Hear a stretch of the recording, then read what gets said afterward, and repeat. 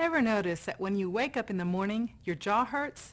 That may be because you grind your teeth at night. Teeth grinding, also known as bruxism, often happens during sleep.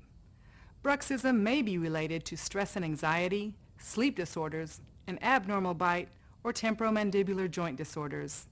Symptoms can include a dull headache or sore jaw. Your teeth may become painful, cracked, or even loose from grinding.